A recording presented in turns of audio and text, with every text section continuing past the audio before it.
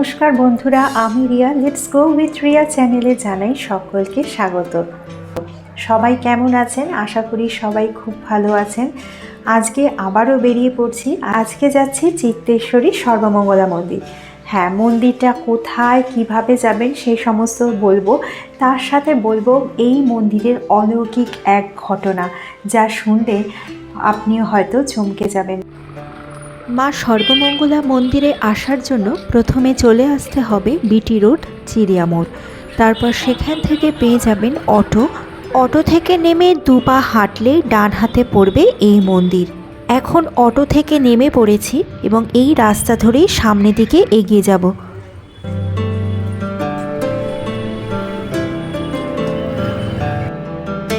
মন্দিরের সামনে চলে এসেছি। এই হলো মন্দিরের প্রধান দ্বার। মন্দিরে তো ঢুকবই, তার আগে কিনে নেব পুজোর ডালা।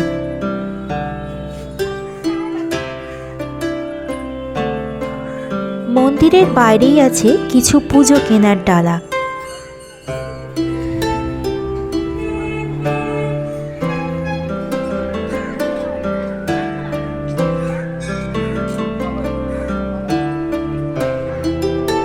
মাকে পুজো দেওয়ার জন্য ধূপ, মোমবাতি, মিষ্টি, মালাসহ রয়েছে নারকেল। এখান থেকে পেয়ে যাবেন পুজো দেওয়ার নানান সামগ্রী। এই পুজো কেনার দোকানই জুতো রাখার ব্যবস্থা আছে। পুজো তো কেনা হয়ে গেল, তাহলে চলুন এবার মন্দিরের ভেতর যাওয়া যাক।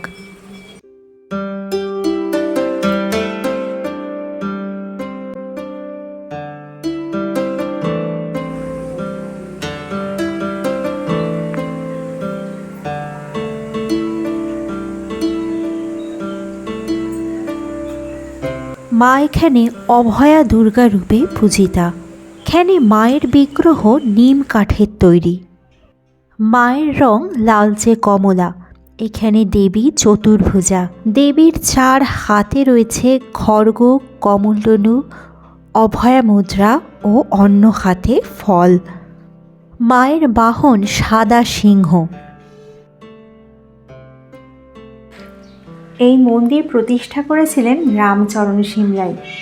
অনেকের মতে তিনি একজন বাংলাদেশি লোক ছিলেন। অনেক কাল আগে এই জায়গাটা, এখন যেখানে কাশীপুর মা সর্বমঙ্গলা মন্দির, সেই জায়গাটা পুরোপুরি জঙ্গলে ভরা ছিল এবং সেখানে বাস করতেন চিতে ডাকাত, যার পুরো নাম চিত্তেশ্বর। কথিত আছে একটা সময় এখানে চিতে ডাকাত, যার পুরো নাম চিত্তেশ্বর রায়, তার ভয়ে সমস্ত জনগণ আতঙ্কে থাকতেন। খুব কম লোকই এই রাস্তা দিয়ে যাতায়াত করতেন। সবাই ভয়ে আতঙ্কে থাকতেন এবং এই রাস্তা দিয়ে যারা যাতায়াত করতেন তারা প্রায় প্রাণ হাতে করেই এই রাস্তা দিয়ে যাতায়াত করতেন। হঠাৎ বাংলাদেশের একজন রামচরণ সিমলাই এসে চিতে ডাকাতকে মেরেছিলেন। তখন অবশ্য এই মন্দির ছিল না, শুধুমাত্র ছিল একটি বেদি এবং একটি শিলা। সেই শিলা এখনও মায়ের চরণের সামনে রাখা আছে এবং পূজিত হয়। মা সর্বমঙ্গলার এই শিলা চিতে ডাকাতই পুজো করতেন। চিতে ডাকাতের পর রামচরণ সিমলাই এবং তার বংশের সেবায়েতরা এবং অন্যান্যরা এই পুজোর ভার নেন। নিজের পুজো নিজে হাতে খুব সুষ্ঠুভাবে পুজো দেওয়ার ব্যবস্থা আছে এই মন্দিরে। এখানে মন্দিরে মাকে মাছ দিয়েও পুজো দেওয়া যায়। তার জন্য অবশ্য মন্দিরের কর্তৃপক্ষের সাথে আগে থেকে যোগাযোগ করতে হয়। এই মন্দিরে শারদীয়া দুর্গা, বাসন্তী দুর্গা এবং জগদ্ধাত্রী দুর্গা পুজোয় বিশেষ উৎসব হয়। এখানে মায়ের সাথে সাথে মায়ের বাঁদিকেই যে রয়েছে দক্ষিণ দিকের দরজা, সেটিও পূজিত হয়। এই হচ্ছে মন্দিরের দক্ষিণ দিকের দরজা, যার সাথে জড়িয়ে আছে সেই অলৌকিক ঘটনা। এই মন্দিরের সাথে জড়িয়ে আছে নানান অলৌকিক ঘটনা। এখনই যে দরজাটা দেখালাম, আগে মায়ের মন্দিরের দরজা এইদিকে ছিল। তা ঘটনাটা বলি।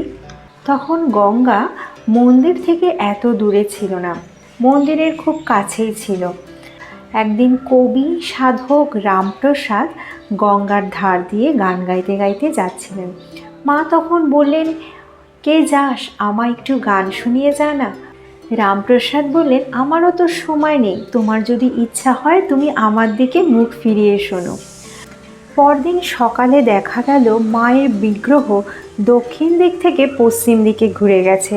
তখন আবার মন্দিরের দরজা পশ্চিম দিকে নতুন করে করা হলো।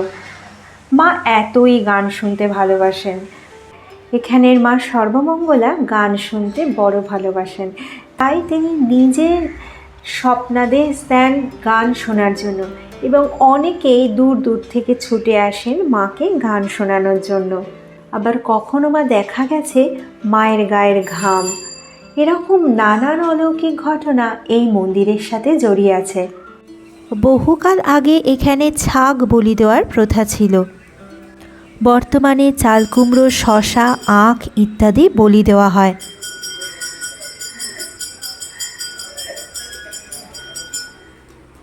মূল মন্দির ছাড়াও আছে শিব ঠাকুরের মন্দির, গণেশ ঠাকুর এবং বজরংবলীর বিগ্রহ। এছাড়া আছে রাম, লক্ষ্মণ, সীতার একটি ছোট মন্দির। চলুন একবার দেখে নিই সেই সমস্ত মন্দিরগুলো।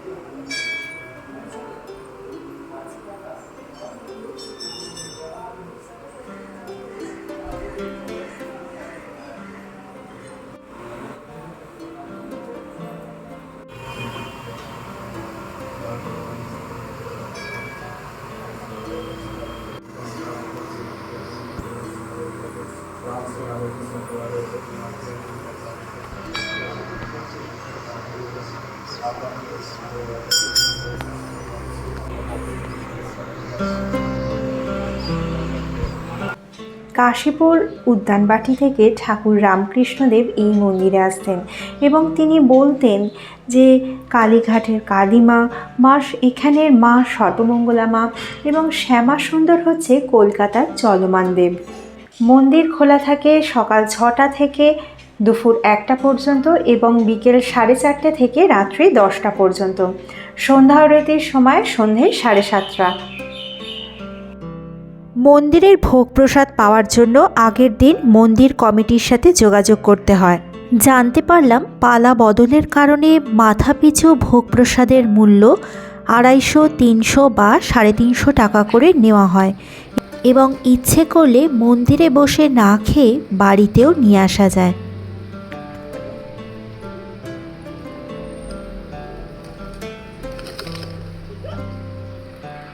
এই মন্দিরের একটি প্রথা আছে, যে প্রথার নাম হচ্ছে ফুল কাড়ানোর প্রথা।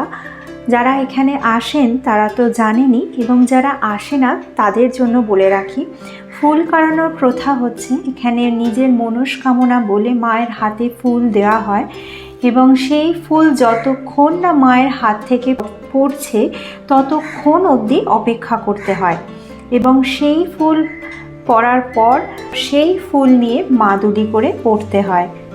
মা সর্বমঙ্গলার মন্দির থেকে আরেকটু এগিয়ে গেলেই, অর্থাৎ গান অ্যান্ড সেল ফ্যাক্টরির দিকে একটু এগিয়ে গেলেই রয়েছে কলকাতার এক অন্যতম প্রাচীন দুর্গা মন্দির।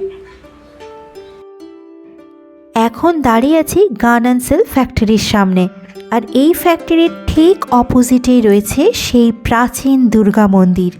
চলুন এবার মন্দিরের ভেতরে যাওয়া যাক।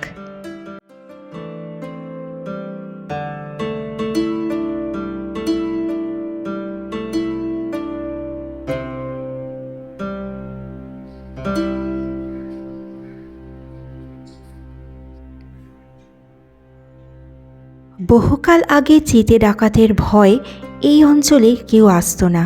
ঘন জঙ্গলে প্রায় পরিত্যক্ত হয়ে মায়ের মূর্তি পড়েছিল। অবশেষে 1586 সালে নরসিংহ ব্রহ্মচারী নামে এক সাধক এই মূর্তি জঙ্গল থেকে উদ্ধার করে ও তা পুনঃপ্রতিষ্ঠিত করেন। নরসিংহ ব্রহ্মচারী নামে সেই সাধক তান্ত্রিককে মা স্বপ্ন দেন, আমাকে জঙ্গল থেকে উদ্ধার করে আমার পুজো কর।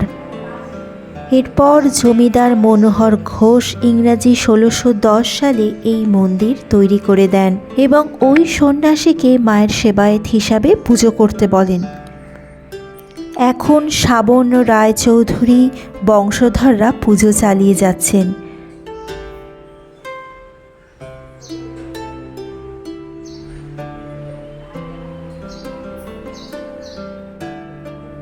এবং এই দুর্গা মন্দিরে দুর্গা পূজায় হাজার হাজার ভক্তের সমাগম তো হয়, শুধু তাই নয়, শোনা যায় এই দুর্গা মন্দিরে মা হেঁটে চলে বেড়ান, তাই শোনা যায় মায়ের পায়ের নুপুরের আওয়াজ।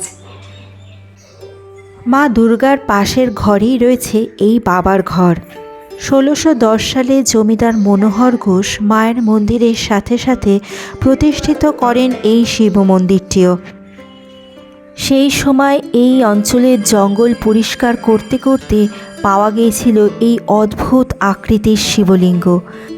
গঙ্গার ধার থেকে পাওয়া গিয়েছিল বলে এই বাবার নাম গাঙ্গেশ্বর।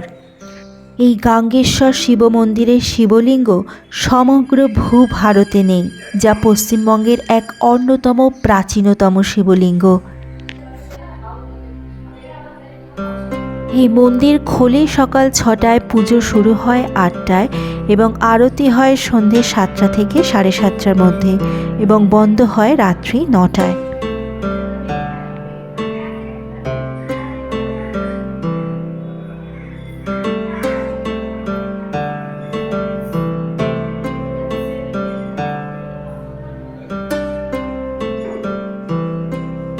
এতক্ষণ যে চিঠি ডাকাতের কথা বলছিলাম, এখানেই হচ্ছে সেই চিঠি ডাকাতের মূর্তি।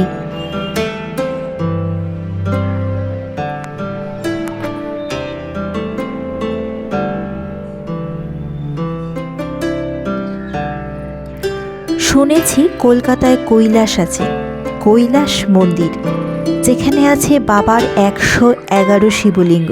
চলুন এবার সেখানে যাওয়া যাক। একদম গঙ্গার ধারেই অবস্থিত এই মন্দির।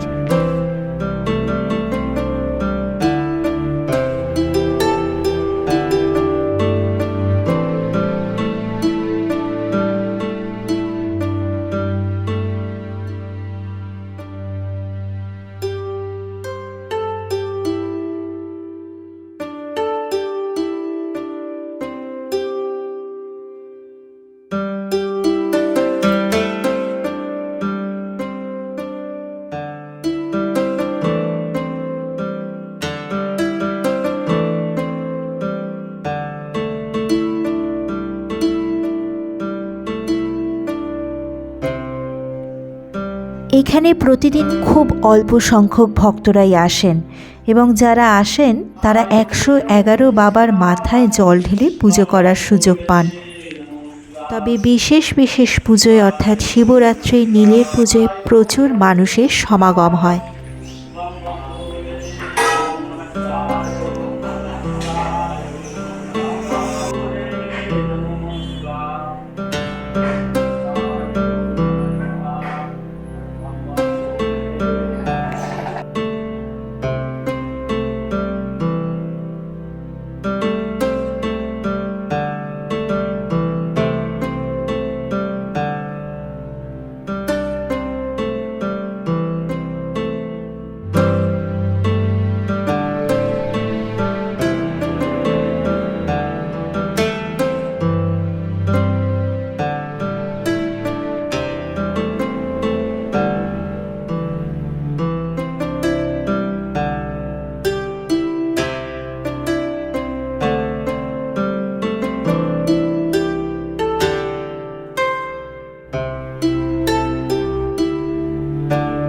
আজকের মতো ভিডিওটা এখানেই শেষ করলাম।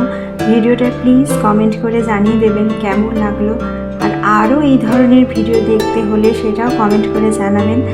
সবাই খুব ভালো থাকবেন, সুস্থ থাকবেন, আনন্দে থাকবেন।